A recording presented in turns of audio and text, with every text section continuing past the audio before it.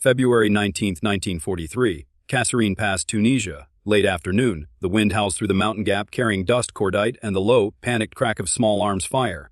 American soldiers, new, untested, still wearing crisp uniforms, are falling back in confusion. Tanks burn on the valley floor below. German 8.8s flash white in the distance like camera bulbs at an execution. Somewhere behind the lines, a stocky, clean-shaven major general stands over a field map that no longer makes sense. Omar Nelson Bradley doesn't shout, he doesn't curse, he doesn't pace. He just stares. You can almost feel the weight settling onto his shoulders. Not just the weight of defeat, but of realization. This is what real war looks like. And right now, the U.S. Army is losing. Kasserine Pass is a disaster. American formations break. Commanders freeze. Radios fail. The Germans, veterans of Poland, France, and Russia, slice through the gaps with brutal efficiency. When it's over, the numbers are unforgiving: thousands of casualties, equipment abandoned, confidence shattered. For Bradley, it's nearly career-ending. But this moment, this cold, humiliating failure, is where his story as one of World War II's most effective American generals truly begins. Bradley is not flashy. No ivory-handled pistols. No profanity-laced speeches. He doesn't dominate rooms the way George Patton does, or command empires like Douglas MacArthur. He listens. He observes. And when something breaks, he studies why. After Kasserine, the U.S. Army cleans house. Commanders are relieved. Doctrine is rewritten in blood, and Bradley, instead of being cast aside, is promoted. It's a quiet vote of confidence, but a decisive one. By 1944, Bradley commands the U.S. First Army, preparing for the largest amphibious invasion in human history. June 6, 1944, 6:30 a.m. Omaha Beach, Normandy. The sea is gray. The sky is lower than it should be. Landing craft buck and slam as machine gun fire rips across the water. Bodies float, radios short out. Entire companies are pinned against the shingle, unable to move forward or back. From his command ship offshore, Bradley watches reports scroll in. Fragmented, delayed, grim. Situation critical. Casualties mounting. No breakthrough. For a moment, he considers the unthinkable egg. Pulling the troops off the beach. You can almost hear the clock ticking in his head. Every minute lost here risks the entire invasion. Every decision now echoes across the war. Bradley doesn't panic. He waits. He trusts the men on the ground. Junior officers, NCOs, soldiers acting on instinct and training. Slowly, painfully, American units begin finding gaps in the German defenses. Small groups scale bluffs. Machine gun nests fall silent. Omaha holds. By nightfall, it's not a victory, but it's a foothold. And that's enough. What follows is where Bradley's reputation is truly forged. In the hedgerows of Normandy, where every field is a fortress and every advance costs blood, Bradley fights a grinding, methodical war. He learns. He adapts. He approves innovations. Tank-mounted hedge cutters, new artillery coordination, flexible infantry tactics. This isn't glamorous warfare. It's attritional, relentless, and it works. Operation Cobra, Bradley's breakout plan, unleashes American air power and armored force in a devastating punch. German lines collapse. What was once a slow crawl explodes into a pursuit across France. Then comes the Falaise Pocket. Here, Bradley faces one of the war's most controversial moments. American and Allied forces nearly encircle an entire German army. But coordination falters. The pocket closes late. Tens of thousands of Germans escape. Critics will argue Bradley should have pushed harder, that he missed a chance to end the war sooner. Bradley accepts the criticism, but the results remain undeniable. France is liberated. Paris is free. The German army in the West is broken beyond recovery. By late 1944, Bradley commands the massive U.S., the 12th Army Group, the largest field command ever entrusted to an American general, over 1 million men, thousands of tanks, an industrial war machine rolling east. Then the Germans strike back. December 16, 1944, the Ardennes. Before dawn, snow muffles the sound of artillery. American units are overrun in the dark. The bulge begins to swell. Once again, Bradley faces chaos. Once again, reports are confused, incomplete, alarming. And once again, he does not lose his head. He coordinates, he reinforces, he works, sometimes uneasily, with louder, more aggressive personalities. He helps set the conditions that allow Patton's Third Army to pivot north and relieve Bastogne. When the bulge collapses, Germany's last offensive capability collapses with it. By war's end, Bradley's armies have crossed the Rhine, shattered what remains of German resistance, and driven deep into the heart of the Reach. He won't be remembered for speeches, or swagger, or dramatic quote. He'll be remembered for results. Omar Bradley learned war the hard way, by failing first. And in doing so, he became the general America needed to turn chaos into momentum, and momentum into victory. But if Bradley represents discipline and restraint, the next general on this list represents the opposite. A commander who believed speed could replace caution, a man who thought audacity itself was a weapon, and who proved, again and again, that sometimes he was right. 1944, near Avranches, France, midday, dust hangs in the air like smoke after a brawl, engines idle, impatient rumbling, alive. Tank crews sit half exposed in their turrets, goggles pushed up, sweat cutting clean lines through the grime on their faces. Somewhere to the east, the German front is cracking, and George Smith Patton Jader can feel it. You can almost see the war the way he does now. Not as lines on a map, but as a living thing, off balance, vulnerable, ready to be struck hard and fast. This is the moment he's been waiting for his entire life. Patton has just been given command of the U.S. Third Army, and he intends to unleash it. Where Omar Bradley is deliberate, Patton is kinetic. Where Bradley studies problems, Patton attacks them. He believes hesitation kills more soldiers than bullets ever will. And in the summer of 1944, the battlefield seems determined to prove him right. Operation Cobra has torn a hole in the German lines. Patton doesn't widen it. He floods through it. Columns of Sherman tanks surge south and east, bypassing resistance, cutting supply lines, overrunning headquarters. Entire German units wake up to find the front no longer exists. Patton doesn't wait for perfect conditions. He creates momentum and dares the enemy to stop him.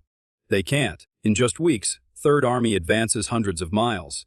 An operational tempo the Wehrmacht cannot match. French towns are liberated almost as quickly as their names can be written into after-action reports. Patton's headquarters moves so often that maps become obsolete within hours. But speed has a cost. Supply trucks struggle to keep up. Fuel becomes more precious than ammunition. Patton's armored spearheads sit idle not because they're beaten, but because their tanks are dry. You can almost feel his frustration, coiled and dangerous. In September, Patton slams into Lorraine, facing some of the stiffest German resistance since Normandy. Here, speed alone isn't enough. The Germans dig in.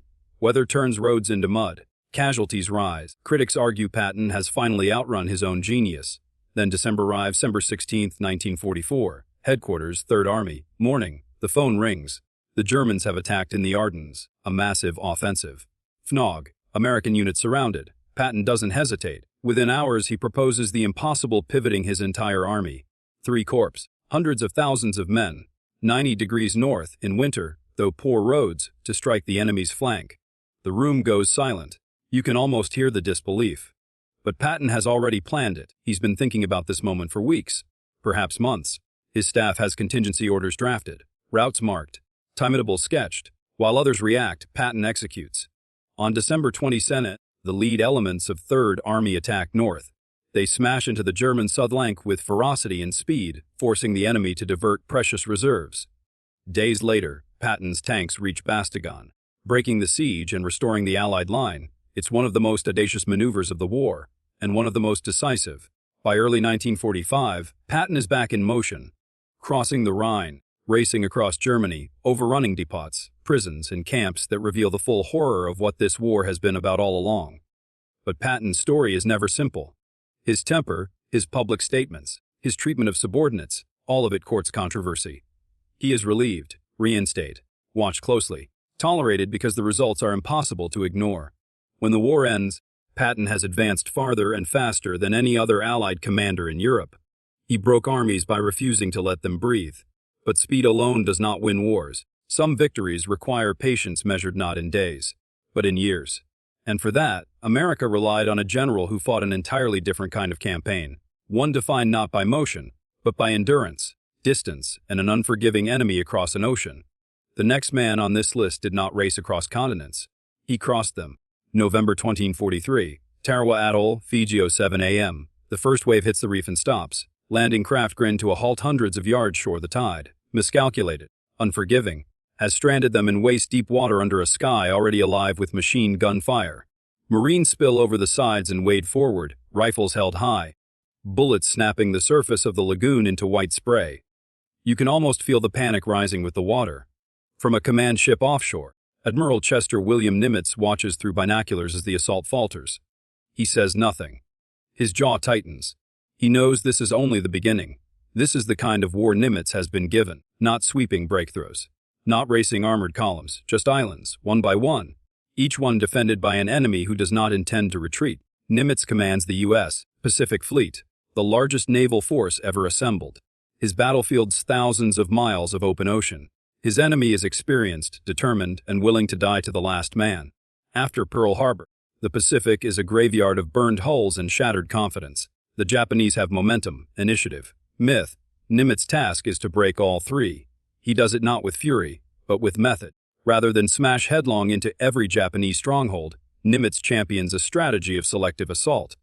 Bypassing heavily fortified islands, isolating them, and rendering them irrelevant. The phrase island hopping sounds clean. The reality is anything but. At Guadalcanal, American forces barely hang on, resupplying by night under constant threat. At Tarawa, the cost shocks the American public. Thousands of casualties for a strip of coral barely big enough to land an airfield. But each victory pushes the parameter closer. And Nimitz adapts. He learns from every blood-soaked beach, improves naval gunfire coordination, refines amphibious doctrine, adjusts landing schedules to tides and reefs. Nothing is wasted, not even failure. June 19, 1944. Philippine Sea. The sky fills with aircraft. Wave after wave of Japanese launch toward the American fleet. It's the decisive carrier battle Japan has been waiting for. The chance to crush U.S. naval aviation in a single, annihilating blow. What follows becomes known as the Great Marianas Turkey Shoot. American radar, pilot training, and carrier coordination devastate the attacking force. Hundreds of Japanese aircraft are destroyed, their veteran pilots, irreplaceable, are lost in hours. From this point on, Japanese carrier aviation never recovers. The war shifts irrevocably. With the Marianas secured, American bombers now reach the Japanese home islands. The news tightens Iwo Jima, then Okinawa, places where every cave is a bunker. Every yard is contested. Casualties climb into the tens of thousands. Kamikazes slam into ships with terrifying precision. There is no illusion left, only attrition and resolve. Nimitz does not flinch. He coordinates fleets, armies, air forces, logistics chains stretching halfway around the world. Every operation is a calculation of lives, time, and strategic necessity. By mid-1945, Japan's navy is destroyed. Its merchant fleet is sunk. Its cities burn under sustained bombing. The war has been won not by a single charge, but by pressure applied relentlessly, intelligently, and without pause. When Japan finally surrenders aboard the USS Missouri in Tokyo Bay, it is Nimitz who signs the end of surrender for the United States. A quiet man, a patient commander, one who understood that in the Pacific, victory did not belong to the fastest, or the lewdest, but to the one who could endure longest. But endurance alone does not define greatness. Sometimes, victory depends on one man coordinating all of it. Europe, the Pacific, politics, allies, egos, while making sure the entire machine does not tear itself apart. And the next general on this list had to do exactly that. December 24, 1943. North Atlantic night. The aircraft shudders as it cuts through black cloud and freezing rain. Inside the cramped fuselage, engines drone steadily, but the tension is unmistakable. If this plane goes down, the war itself could tilt. Seated quietly, wrapped in a heavy coat, General Dwight David Eisenhower studies a folder on his lap. He is not looking at troop movements or casualty estimates. He is looking at people. Churchevelt, Montgomery, Patton, de Gaulle. The battlefield Eisenhower commands is not just France or Germany. It is the alliance itself. You can almost feel the strain. Nations with different priorities, generals with clashing egos, politicians watching every move. One misstep here doesn't just cost lives, it fractures unity. Eisenhower is Supreme Allied Commander. His weapon is not speed, it is firebalance. June 5, 1944. Southwick House, England. 4:15 a.m. Rain lashes the windows. Cigarette smoke curls under the low ceiling. Meteorologists argue quietly in one corner. Outside, thousands of ships and aircraft wait in absolute darkness. Eisenhower listens. If he launches now, storms could scatter the invasion fleet and doom the assault. If he delays, secrecy may be lost. German defenses may reinforce. The room falls silent. You can almost hear his breath as he makes the call. Okay, we'll go. It is the single most consequential decision made by any American commander in the war. D-Day succeeds. Not perfectly, not cheaply, but decisively. And once Allied forces are ashore, Eisenhower's real challenge begins. Montgomery wants priority in the north. Patton wants freedom to maneuver. Bradley wants resources for a breakout. De Gaulle wants France respected as a sovereign power, not a liberated territory. Eisenhower gives just enough to everyone, and not an inch more. When Market Garden fails, he absorbs the criticism. When Patton's behavior threatens discipline, he reins him in, but keeps him fighting. When Montgomery overpromises, Eisenhower backs him publicly and pressures him privately.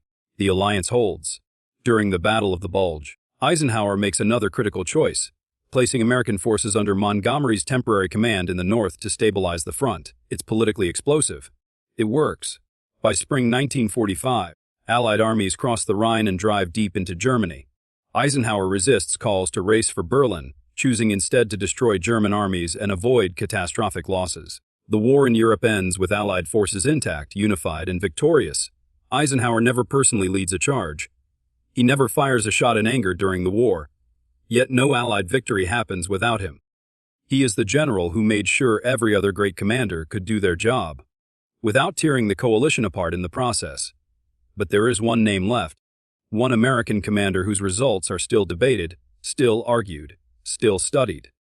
Because his victories came with a price, and his failures may have altered the course of the post-war world. A general who fought a war within a war, and whose legacy remains the most controversial of all. October 20th, 1944.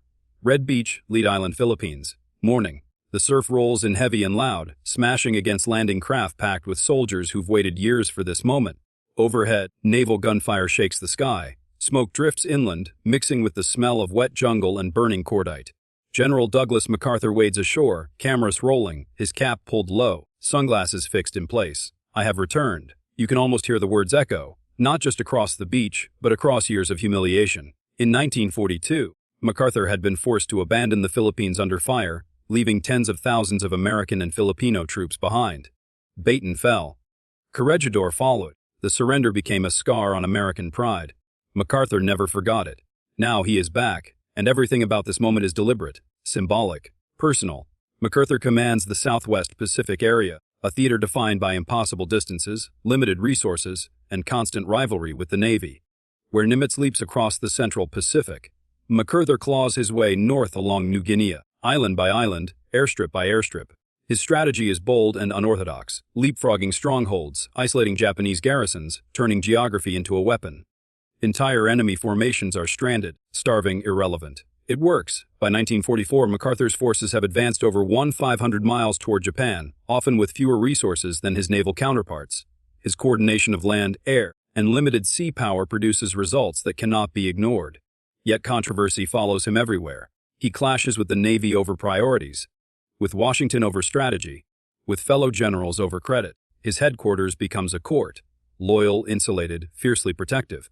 But on the battlefield, results speak. The liberation of the Philippines is brutal.